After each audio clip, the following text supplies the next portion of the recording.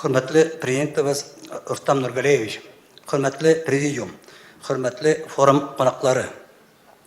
Я люблю и уважаю татарский язык, но так как я не знаю литературного языка, возможно, не смогу донести все свои мысли, и поэтому буду выступать на русском языке.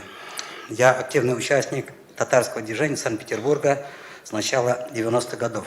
Многие начинания, включая создание татарской национальной культурной автономии, были сделаны с моим участием и при моей финансовой поддержке.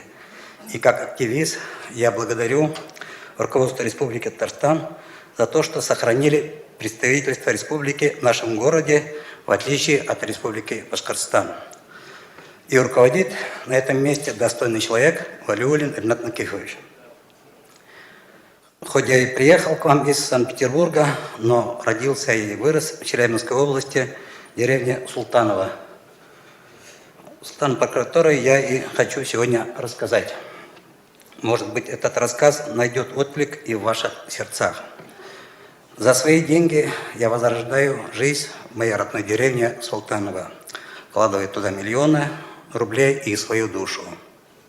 Но цель моего выступления не в том, чтобы к своей персоне привлечь внимание, а в том, чтобы найти среди вас и ваших знакомых тех, кто захочет переехать жить и работать в эту деревню. Работу по возрождению деревни я начал в апреле 2018 года.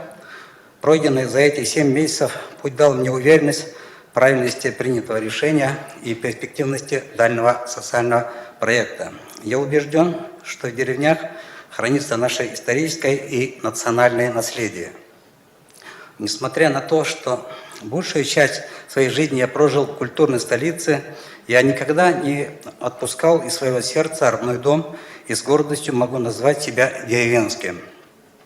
Все вы знаете, насколько нашей стране сейчас нужно развитое сельское хозяйство. Я не вижу будущего в этом секторе без достойной жизни в деревнях. И, конечно, мое намерение гораздо шире, чем просто облагородить Султаново. Надеюсь, что моя родная деревня – это только отправная точка и пример успешного восстановления сотен и тысяч деревень по всей России.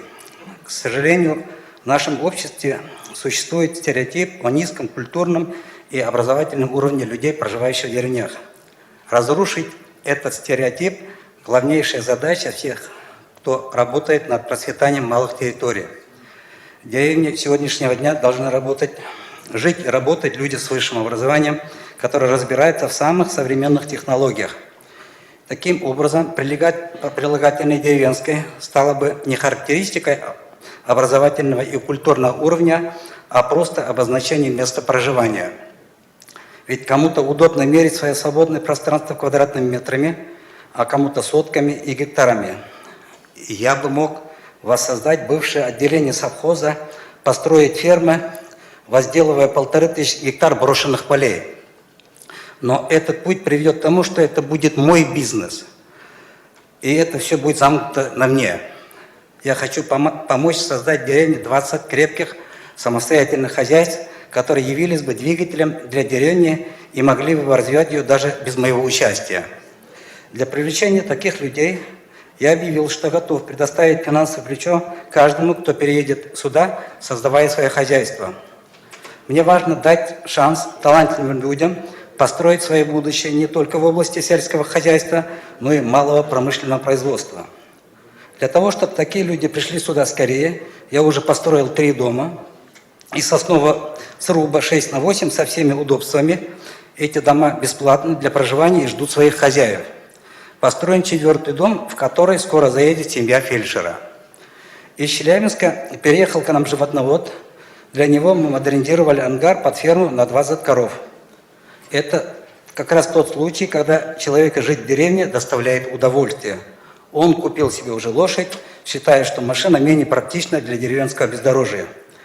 Мы обучили местную жительницу делать настоящий итальянский сыр, закупили ей соответствующее оборудование. Местные жители уже дают на соревнованию свое домашнее молоко по 300 рублей за литр. Весь производимый сыр имеет высокие гарантии качества и пищевой безопасности.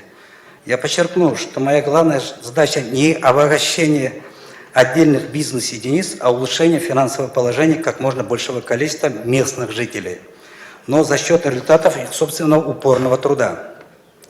Конечно, только на развитии бизнеса деревню не поднимешь. Без детей нет будущего.